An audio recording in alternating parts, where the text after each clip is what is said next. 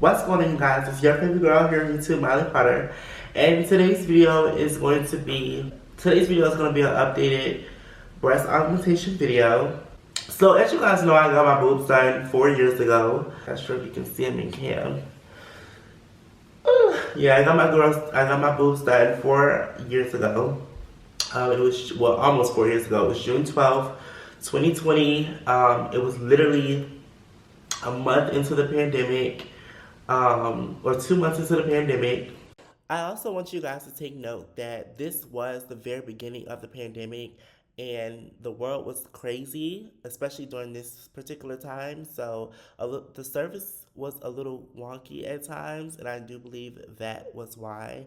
I do believe that their service is way better now due to the fact that we are not experiencing COVID at such large capacities now. Which was a crazy time to be getting any type of surgeries or doing anything, but I did it. If you guys don't know, I went to Dr. Alexander, who's still at the South Florida Center of Cosmetic Surgery, if I'm not mistaken, in Florida. And my girls that want any type of surgery, please definitely do your research on who you're going to. If you know someone that have went to said places, I definitely feel like you need to talk to them as much as possible just to get a feel for the do's and don'ts and what ifs and whatever, whatever type of questions you have. It's never too many questions that you can ask when it comes to plastic surgery. Like, you always want to keep asking, keep doing your research, and I've learned that, okay, within just getting a plethora of things done over the course of the last 2 years or whatever.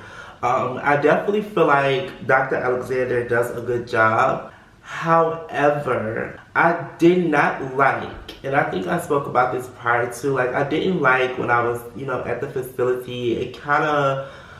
It was like, okay, y'all said my surgery time was at this time, but an hour and a half before I even actually got surgery, And I know, of course, you're not going to go into a surgery office or any type of medical place like that and instantly, oh, it's 12:30, so like 1 o'clock, 1:15, damn, but like an hour and a half, it was just kind of crazy, and it wasn't that many people in there because I wasn't the first one, but it was still like early in the morning. It was like pushing noon, like, for what my time slot was. When I did meet Dr. Alexander, it was literally the day of surgery. I didn't meet him during my consultation. My consultation was just like pre-work and all of that, making sure I paid, of course, and stuff like that. When I finally did have my consultation with him, like 30 minutes before I was even about to get surgery, when they do markings and stuff like that, and I told him what I wanted, he gave me like a recommendation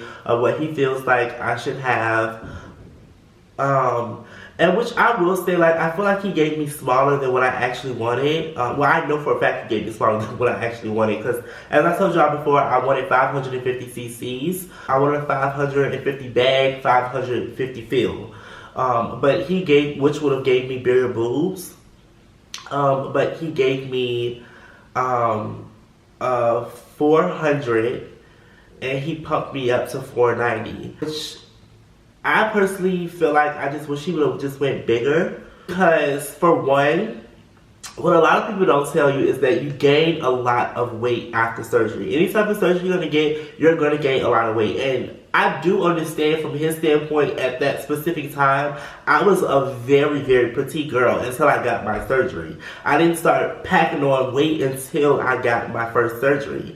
And when I got my boobs done, I was very, very small, so I understand, his thought process, because it's like, you don't want the big ass titties on your chest. And I also didn't want to walk around looking crazy either. Like, my whole look for my transition has always been, I want to be able to blend, but I also want to be able to give exotic if I ever want to give exotic, bitch, I can give exotic. But in everyday life, I could be walking around, natural face, sickening, cut, very like fishy-like, and that's it. That has always been my thing. It's kind of like, I understand why, but it's still like, I just wish she would just went a tad bit bigger. But my boobs have grown and got bigger.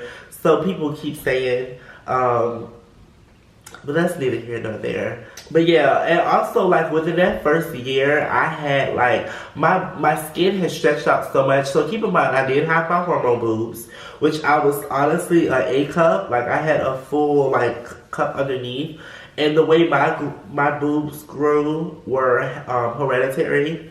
So my boobs grew down, which is also a reason why and how my boobs are so realistic looking. Like a lot of people be like, it's no way you went and got your boobs done because they look so real. Like a lot of people don't even be knowing that I got my boobs done, and I am grateful because this is the natural look I wanted. Within that first year of me getting my boobs done, they were like, it was like a dent like in my boob. Like it was very like weird, and I also, not a dent, but it was like my boobs were feeling like they were busted. Like, and I don't know if like that is a good thing. I do have saline, by the way.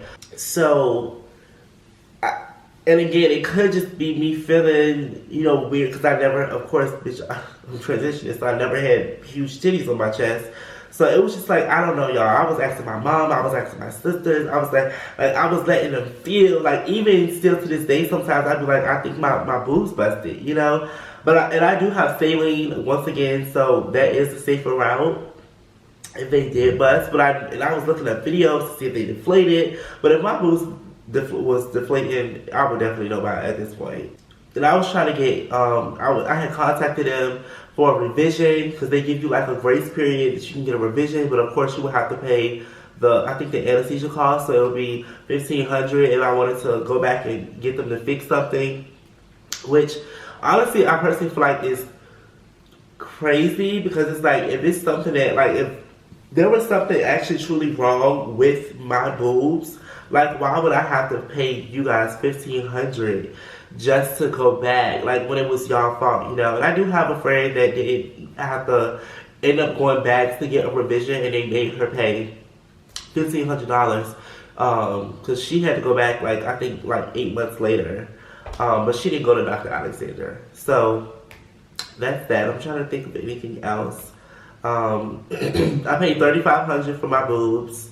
Also, like, no shade. So you do have to put in perspective when you're going to these places like this that it is kind of like in and out.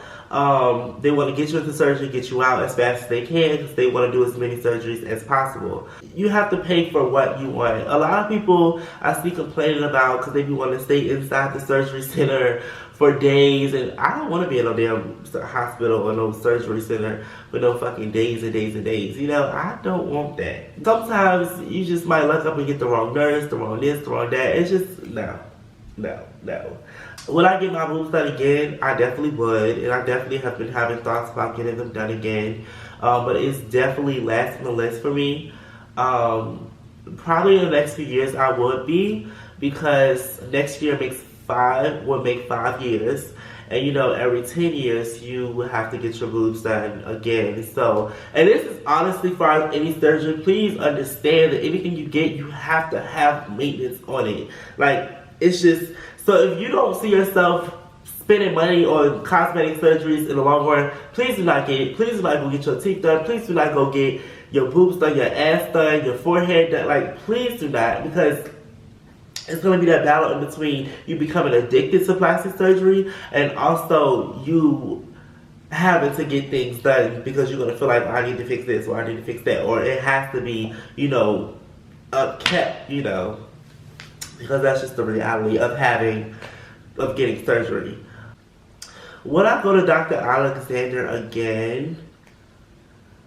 Honestly speaking, I think I honestly would. I think he definitely knows what the fuck he's doing. I will say that he knows exactly what the fuck he's doing. I think he's one of the best doctors in Florida. I'm glad that he is not one of those people who got big-headed and started changing his prices and stuff like that, because a lot of surgeons get like that. They start getting a lot of clout, and next thing you know, their boob implants went from $3,500 to to $5,000 to $10,000, like in a 6-month time span. Dr. Alexander also has worked on a plethora of transgender patients. So if you are trans and you are in that process, if you're trying to get your boobs done, I definitely would recommend him, especially for your first set. Do not, please, if you are trans, not trying to tell you what to do with your transition, but please wait at least 2 years before you go and get any type of surgeries. Let the hormones break your body down. Like, take your time as long as possible. I waited 4 years before I even got any type of surgeries. And like, my breast augmentation was my very first surgery that I ever had. And then, of course, you guys know, I started getting ad shots after that. So, yeah. If y'all want to know anything else, definitely comment down below, let me know. And I'll answer down below in the comment section, or I'll make another video if you guys want me to do that. Yeah, I hope you guys enjoyed this video, and as always, don't forget to follow me on all social media at Miley Carter. Bye.